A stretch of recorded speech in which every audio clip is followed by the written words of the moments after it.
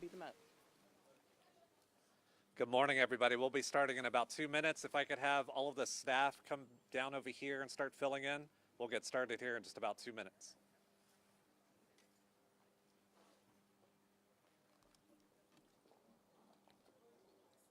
Ready for a mic check? Mic check 10, 9, 8, 7, 6, 5, 4, 3, 2, 1.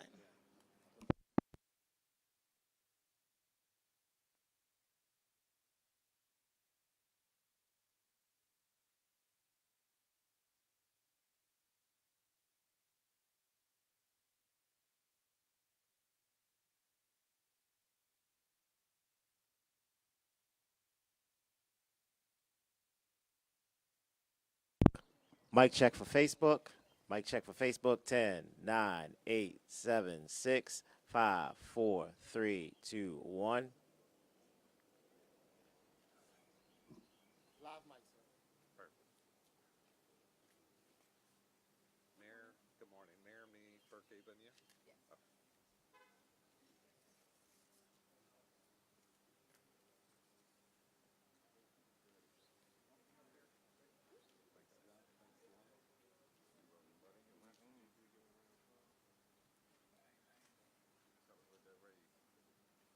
That's next on the list. You go.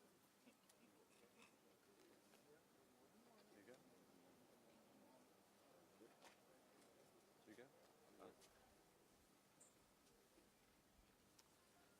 All right. Good morning, everybody. Welcome to Bowley's Lane, our Eastern Sanitation Yard. My name is Richard Lynn. I'm the Interim Director for the Department of Public Works. This is a very exciting day for us, as you can tell with all of our great trucks and crews behind us. But first, I'm going to bring up our Honorable Mayor Brandon Scott for some opening remarks. Good morning, everyone, and thank you all for joining us this morning on the beautiful March morning. It's a little warm today, which is a great thing. We are here this morning, of course, to gather to celebrate the return of weekly recycling in Baltimore City. First, I want to acknowledge all of the city staff, particularly the members of DPW who are here this morning. This work is made possible by their dedication to Baltimore City each and every day, so let's give them a round of applause. They do an extremely difficult job, and they often don't get the recognition or thanks that they deserve. And yes, sometimes that job means running from dogs in alleys. That's why the dog is barking. So thank you to the DPW solid waste team. I also want to thank our agency heads for their leadership throughout this process. Director Luna, Director Burke Attila from DGS, the Director of our Mayor's Office of Infrastructure Development, Matt Garbach, and of course, our City Administrator, Faith Leach, and our Deputy City Administrator, Simone Johnson. Baltimore, weekly recycling is back. Tomorrow, March the 5th, crews, just like the ones here today, will start on their weekly collection routes. That's right, we are retiring the bi-weekly recycling schedule. That means no more A week or B week guessing for Baltimore residents.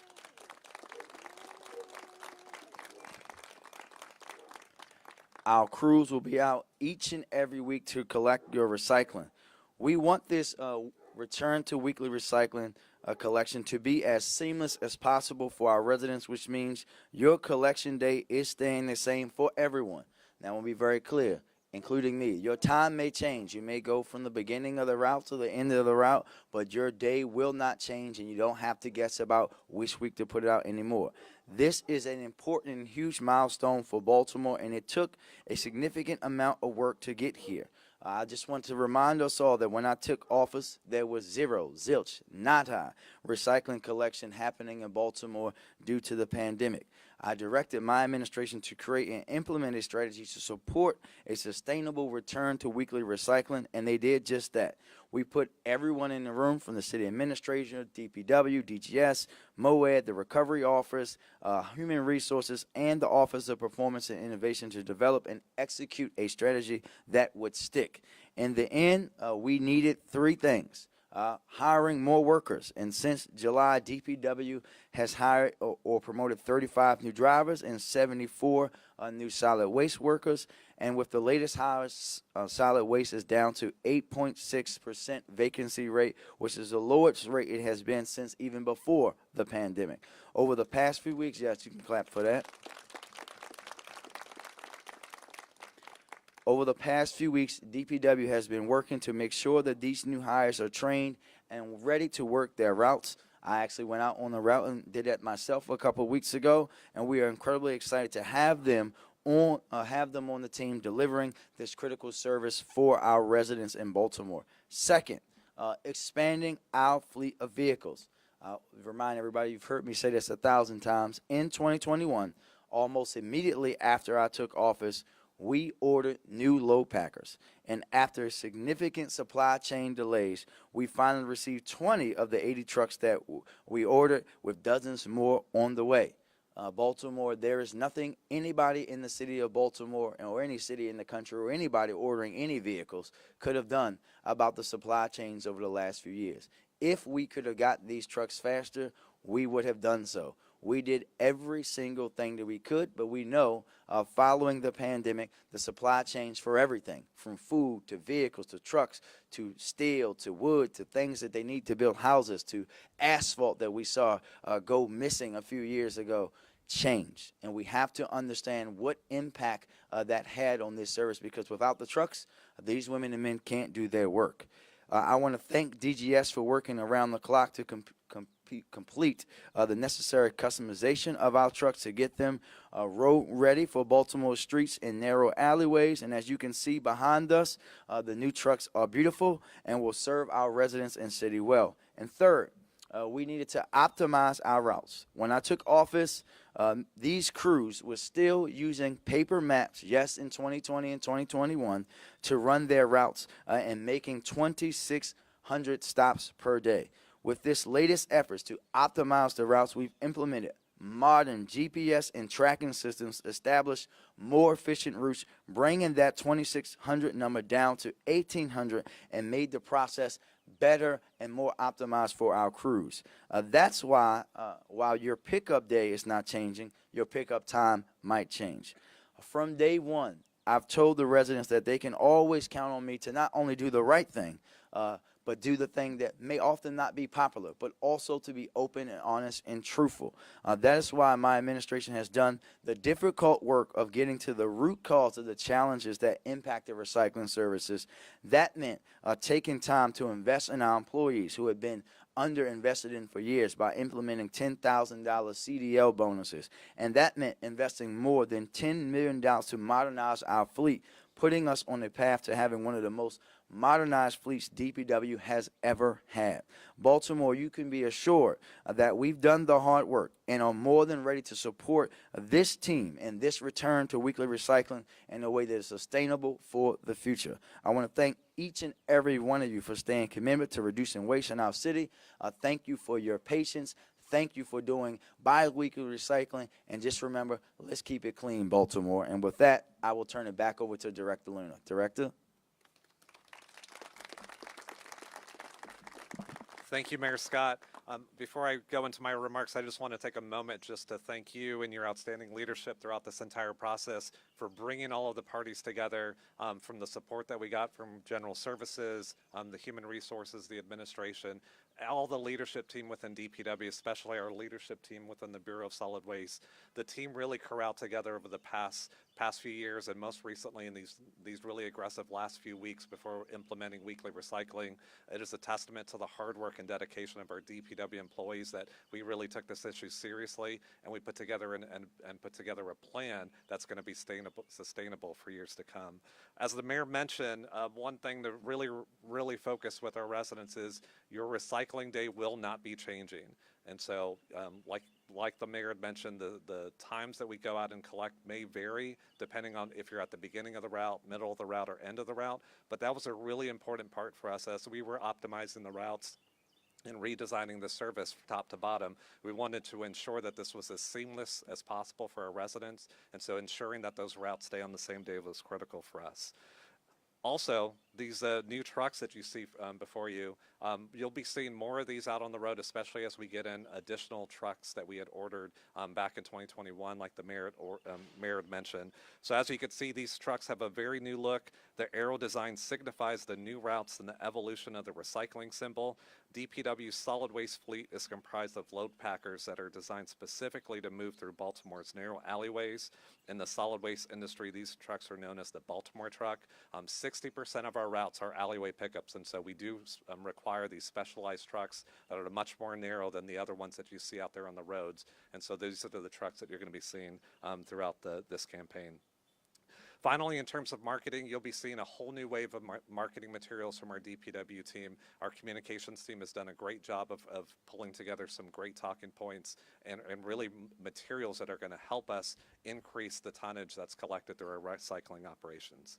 So for helping the residents get back into the swing of weekly recycling, DPW is urging us to follow the 3 C's. First, clean it. Make sure your recycling materials are clean and empty. That ensures rinsing containers to remove any food residue before placing them in your recycling cart. Second, contain it. Make sure your city-issued blue cart is in good condition with a secure lid. If you need any assistance or if you need an order replacement, please call 311. We urge residents to contain your materials at any means necessary. Just please do not put those in a plastic bag. That's what we're asking everybody. And then finally, curb it. So set your recycling container out to on your regular recycling collection day. Place your items out for pickup so that we can go out there and collect it. Like I said, our staff takes great pride in the work that they do every single day, and getting to this point is a huge testament to their dedication to this overall work and helping keeping Baltimore clean. So with that, I want to bring up next our Director of Department of General Services, Mr. Burke Attila. Thank you, Director Luna, and a very good morning to everyone.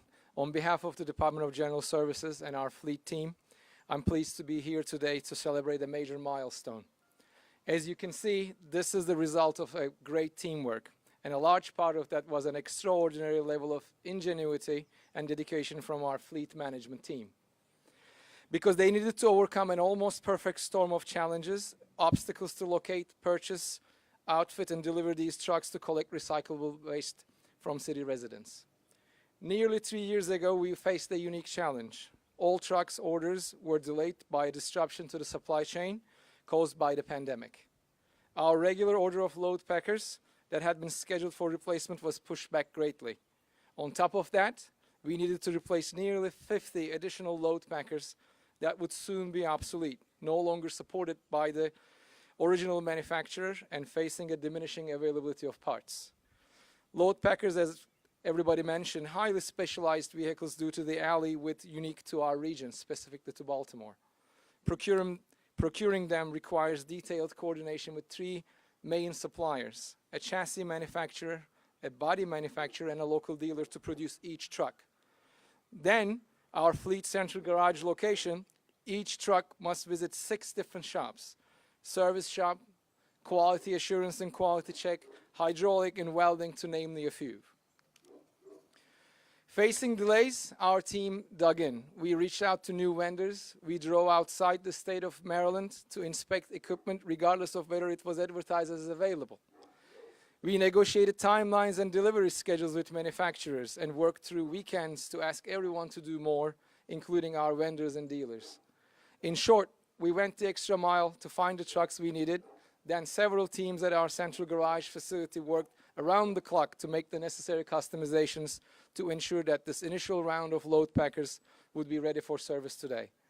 Our team is working diligently on the delivery of additional load packers, which we are treating as a top priority. This has been an extensive process involving many different people and subject matter experts to stretch their capabilities to adapt unprecedented circumstances, for leaving no stone unturned, investigating every option, and ultimately getting the job done. I'm pleased to celebrate this collaboration. It is a true testament of what can be achieved when the city agencies work together and in partnership with the vendor community to serve our constituents. Thank you. At this time, I would like to introduce our City Administrator, Faith Leach. All right, good morning, Baltimore. Okay, I need a little bit better than that. It's almost 70 degrees today. I said, good morning, Baltimore. All right, all right. My name is Faith Leach, and I serve as the city's Chief Administrative Officer. Today, I want to dedicate my remarks to two important groups. The first group, the men and women of the Department of Public Works, employees like Yvonne Moore-Jackson and Alan Durant, who has worked at the Department of Public Works for the last 16 years. This is also dedicated to the residents that love this city, the residents that fight proudly for their city, for their hometown, residents like Miss Rita. These two groups, our employees and our residents, are the unsung heroes of our story, and I dedicate today to them. So join me in thanking our residents and our employees. Every day I'm privileged to work on behalf of the residents of this great city, working to improve the delivery of city services like mixed refuse collection. Nearly 1 year ago, I was confirmed by the Baltimore City Council as the city's second and first woman chief administrative officer. During that hearing, I pledged to do everything within the power of my office, leveraging every muscle of government to get us here, back to weekly recycling. And today, I proudly stand with Mayor Scott. I proudly stand with agency leaders and city employees to announce the return. Today is a testament to the hard-working men and women of the Department of Public Works, the Department of General Services, our Office of Performance and Innovation, our Human Resources Department, and the CAO team, including the Deputy City Administrator, Simone Johnson, who is here with us today, and our Assistant City Administrator, Alan Robinson. For more than a year, we met multiple times a week, reviewing industry best practices, analyzing staffing trends. We used data to drive our decisions. We analyzed the design of our services. We met with solid waste leaders from other municipalities, and we devised a plan to begin to transform solid waste. This was more than returning to weekly recycling. This was an opportunity to transform solid waste. Recently, our work was recognized by the EPA. Baltimore was selected to receive a $4 million recycling grant from EPA to develop a solar-powered composting facility co-located with the East Side Transfer Station, which will directly support our zero waste goals. Baltimore, this return to weekly recycling is about reducing waste. It's about improving our environment and ensuring our residents have every tool at their disposal to support the city's zero waste mission. So, to Baltimore City residents, we are going back to basic. The Scott administration is working as hard as we can to ensure our services are efficient, effective, and reliable. So today is just the beginning. We will continue to monitor our routes. We'll continue to analyze miscollections data and continuously work to improve our operations. We look forward to serving you each and every day. Thank you, Baltimore.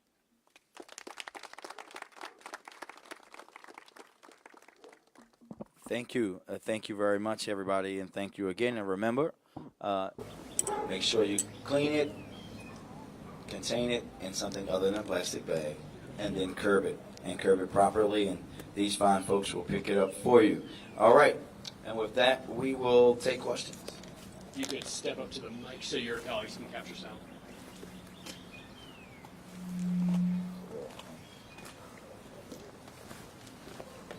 Go ahead. Go ahead, Mackenzie. I have an off-topic question, so go ahead.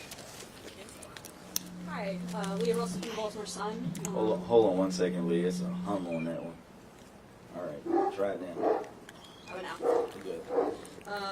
I know you use some of your ARPA funding to hire staff. I'm just wondering if you could speak to how sustainable you think this is once the city's ARPA award runs out.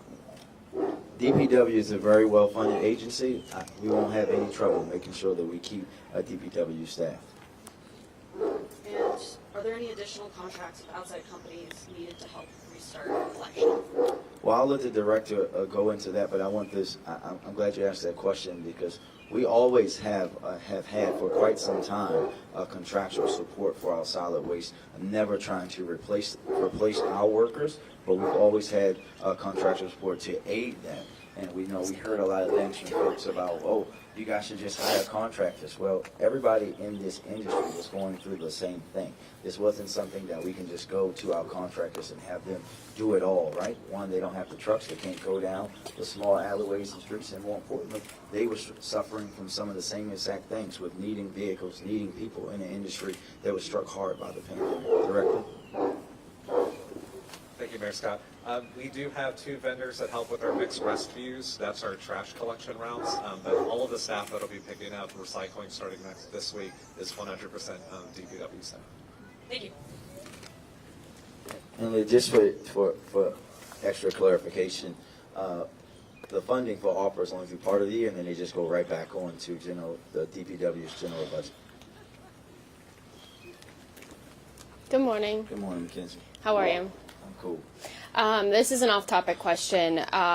Do the Safe Streets employees get cell phones provided by LifeBridge and Catholic Charities that the city pays for? Well, we have contracts with those companies and those service providers. Any discussion about whether what happens and who pays for those things are things that we can answer in addition with our partners, right? We know that, Mackenzie, oftentimes when the city grants out money or funds things through grants, those folks then allow their employees to have communications devices and other things. I would assume that this would be the same, but we'll give you a follow-up. The answer is yes. If the people in the community know who the Safe Streets workers are, why won't the city tell the public who the names of the employees are? Again, these aren't our employees, Mackenzie. But your city does redact the Don't interrupt names. me. I didn't interrupt you. Don't interrupt me. We're not doing that today. Again, we cannot just willingly give out what is called HR information, people's employees information of folks who do not work for the city of Baltimore. I don't know why you can't comprehend that. I understand that you have stories that you guys want to tell, but we cannot do that. We are not going to violate any rules and regulations. If we want to work with, if our partners want to share that information, they can share that information. But again, we would not go out there, you would not sit here and ask me a question about whether we'll say out loud what the names of police officers are who work undercover. You should give these Safe Streets workers the same respect.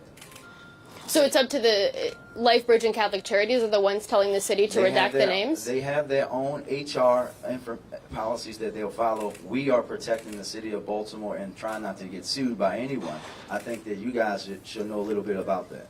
Thank you, everybody. I have one more question for my colleague who was planning on coming to a different event, but that got canceled. If I could just ask about new polling from Sheila Dixon's campaign shows that she still has a slight edge. Are you worried that the voters are not grasping your message as this campaign continues? I'm not worried at all, Mackenzie. I said this to you before.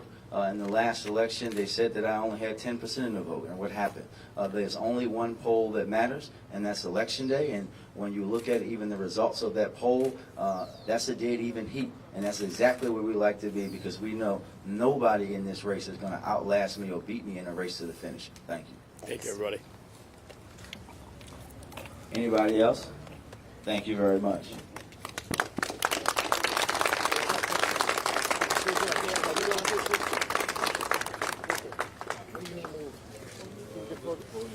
Rebecca texted me. Getting dragged off the mic.